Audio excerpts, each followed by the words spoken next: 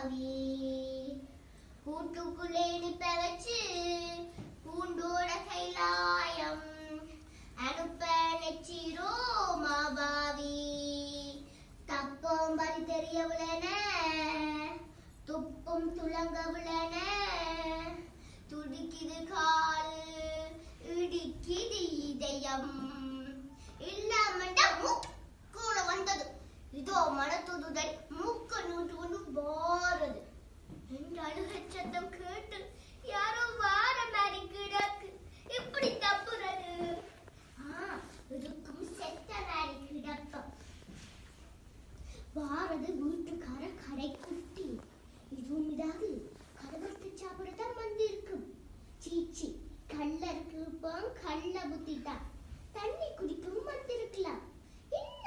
பாக்குறான் என்ன திறந்து விட்டுட்டு போலாம் தானே என்ன கிழக்கு மேல அடிச்சு போட்டு போனவா அவ அறைக்க போய் கதவை சாத்தி போட்டா இனி செத்த மாதிரி நடிக்க தேவையில்லை இன்னும் என்ன கிழக்கு மேல அடிச்சு போட்டு போனவா பேப்பர் சீச்சி கடிதம் லோக்கோ அம்மாக்கு தெரிஞ்சா பேச போறா அன்புடன் நெல் குஞ்சுக்கும் நீ என் புது சட்டைகளை பல தடவை பொட்டினேனி பயிற்சிக்கு முதல் நாள் என் குறுக்கு புத்தாக்கத்தில் துண்டு துண்டாக மட்டுமில்லாமல் அதற்கு மேல் எச்சமும் போட்டினேன் இந்த நேரம் தேவை சட்டமாக இருக்கலாமே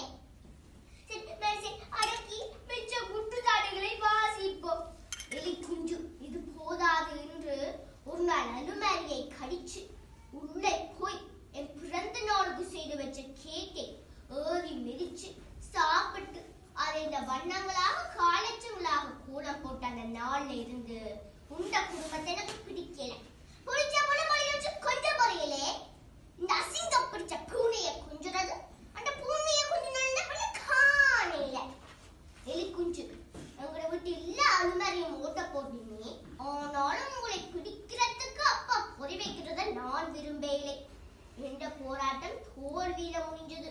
அப்பா காலையில் எழுப்பி வாரத்துக்கு இடையில தப்பிப்போ எப்படிக்கு சிந்து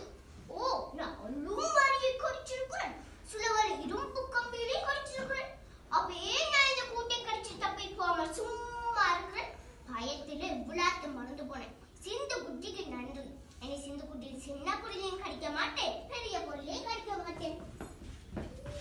நன்றி வணக்கம்.